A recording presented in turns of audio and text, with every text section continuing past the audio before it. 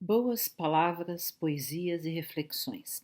Mais uma vez, em nosso programa de sábado, nós saudamos os que nos assistem aqui do canal Paz e Bem e da Associação Brasileira de Pedagogia Espírita, que está em parceria com o canal Paz e Bem para a produção desse programa.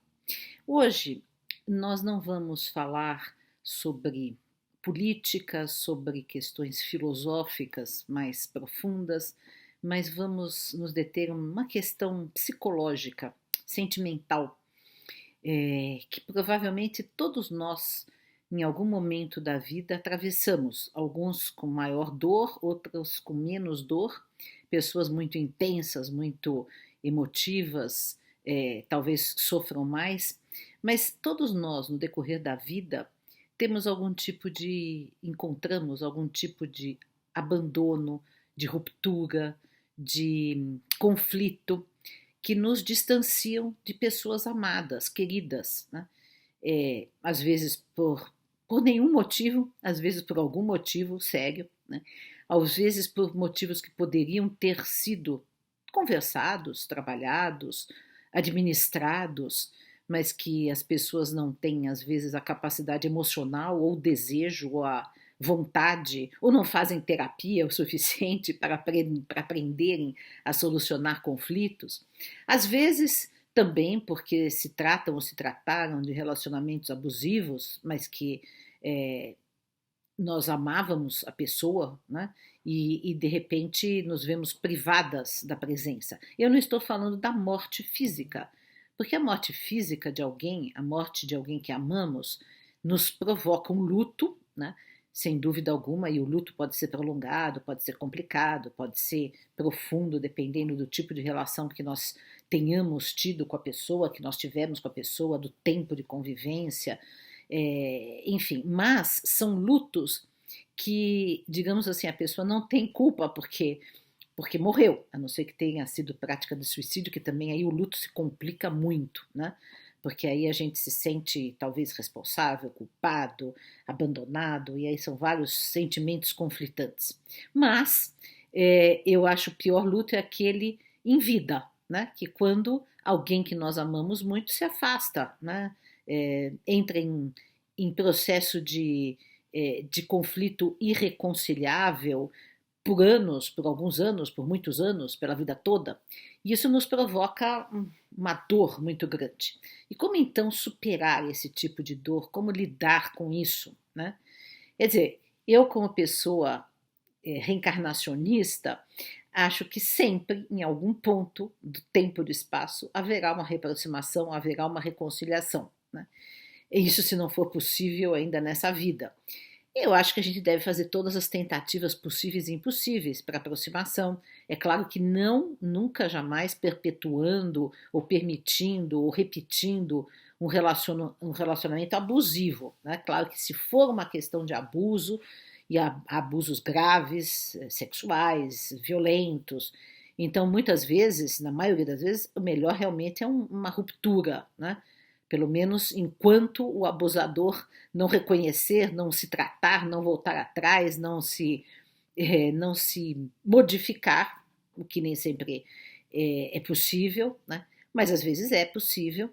Mas eu digo assim, dos conflitos com grandes amigos, com irmãos, com pais, com mães, com filhos, por mágoas, por desentendimentos, por questões várias, né?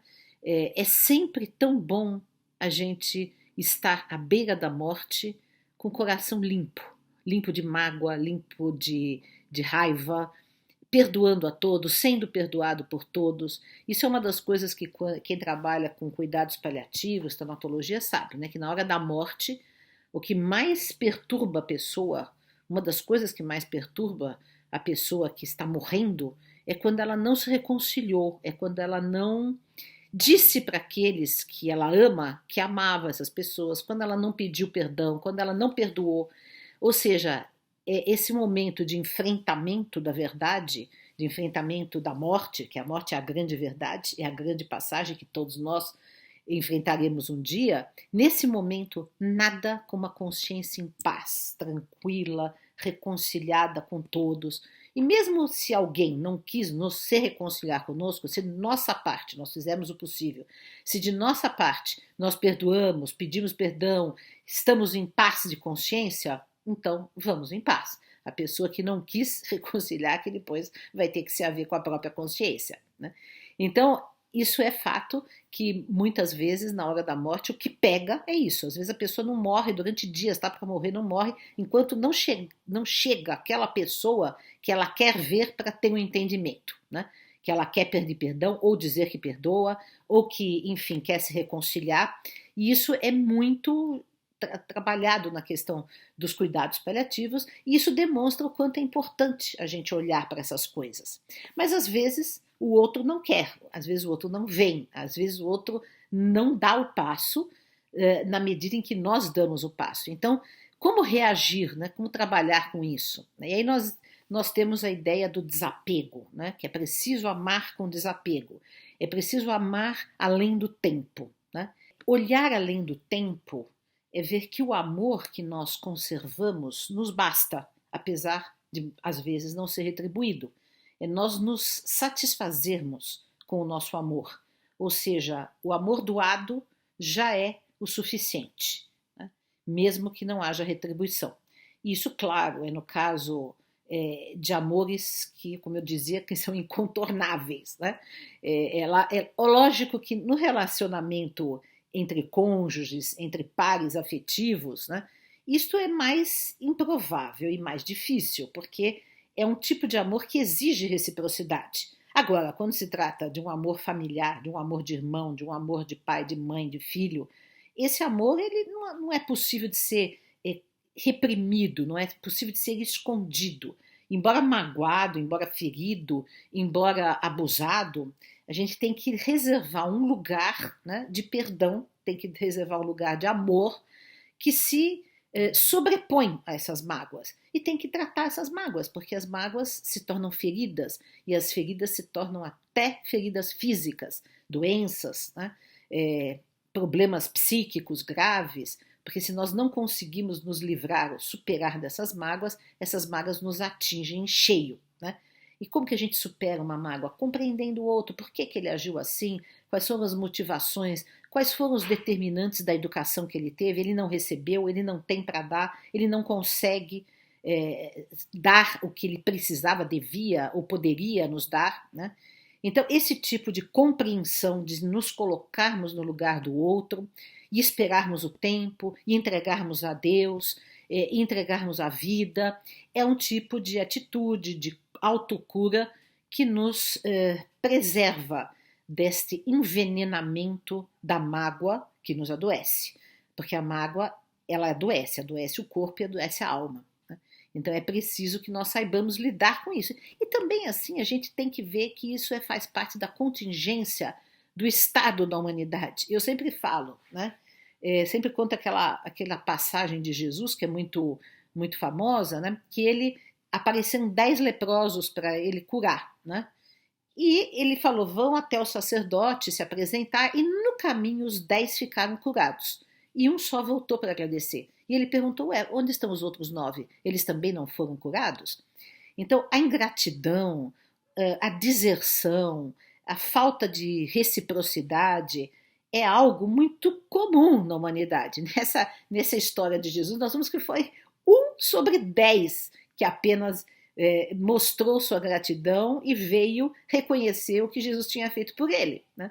Então, se Jesus foi assim tratado, nós também colheremos ingratidão, colheremos falta de reciprocidade, colheremos desamor, desencontros, abandonos. Cuidemos para que nós não sejamos os ingratos, cuidemos para que nós não sejamos os desertores, os que abandonam, os que não mantêm acesa, viva a chama do afeto por aqueles que merecem o nosso afeto, por aqueles com quem nós temos uma relação profunda, né? Saibamos ser aqueles que superam as mágoas, as dissensões, os desencontros, as divergências, para estarmos ao lado afetivamente daqueles que amamos.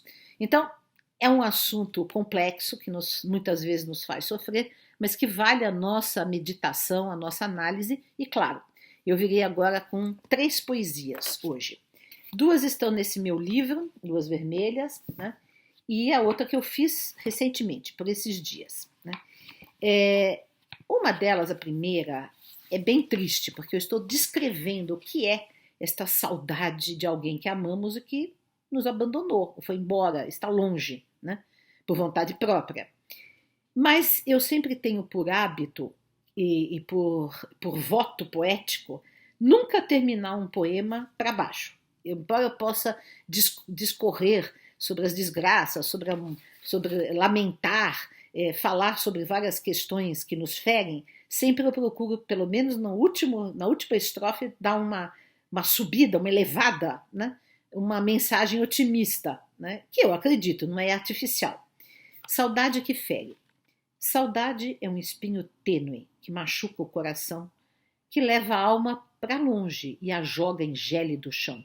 Saudade de um beijo leve, de um abraço prolongado, de alguém que foi muito breve a caminhar ao meu lado. Saudade de quem está perto e não transpõe o deserto. Saudade de quem eu olho e ressecou seu afeto. Saudade vem da partida, do abandono, da retirada, da morte sem despedida, do ficar só numa estrada. Saudade é mel amargado, é injúria à afeição, quando é voluntário exílio de uma antiga comunhão. A saudade mais suave, mais doce de se sorver, é a que a morte semeou para a alma transcender. Saudade mais dura e brutal é a que é provocada em vida, quando alguém esfria o afeto e a convivência é rompida. Saudade é amor torturado, saudade é outono e neblina, é presença de uma ausência cuja falta não termina. Saudade é mão estendida para outra que se esvai, é lágrima viva, vertida, que perfuma quando cai. Mas toda saudade um dia há de estancar seu sofrer, pois o destino do amor é para sempre vencer. A outra que está aqui no meu livro é Em Paz. Um longo ciclo se vai e de repente me desconheço. O peso das coisas se esvai e tudo se faz recomeço. O que era azedo está doce, como se amargo não fosse. A angústia se liquefaz numa lágrima fugaz. Tudo etéreo, leve, breve, e a tristeza de um minuto são penas apenas que voam ao vento. Não mais o funesto lamento, com a vida me contento e ponho o olhar atento no jasmineiro florido, no piscar de um olhar de amor de quem quiser e puder. Minha bênção às ingratidões, saudade amena de corações que se perderam no mundo, enquanto de fundo certeiras ações. Em mim só um mar profundo, azul, verde, ao luar de prata. Aí Deus me arrebata, me acalenta e me refaz. E só o que me sobra é a paz. E, por fim, a que eu fiz essa semana, que também trata do mesmo tema, é a seguinte: desapega-te, alma peregrina, do coração ferido, do afeto fendido que agora te amofina. Olha além do véu, no soberano céu, do amor que não passa, que além nos abraça, com toda a sua graça. A pedra é passageira, desmancha-se certeira no vendaval dos anos. Dilui a mágoa e a trincheira, para que fiquem à beira fúteis desenganos. O que hoje te parece muro intransponível, será a subida que te amadurece numa paz indizível. Larga, deixa, solta. O amor que é amor, sempre, para sempre volta. Ficamos aqui nesse nosso sábado, às vésperas da eleição. Esperemos que possamos vencer esse pesadelo que o Brasil atravessa e talvez nos próximos anos nos reconciliarmos com aqueles que provocaram essa desgraça nacional de entregarmos o Brasil a este grupo fascista, né? E que isso também provocou muitas rupturas entre famílias, entre amigos, que possamos caminhar para uma reconciliação e para uma revisão desses nossos atos nos últimos anos. Um grande abraço a todos.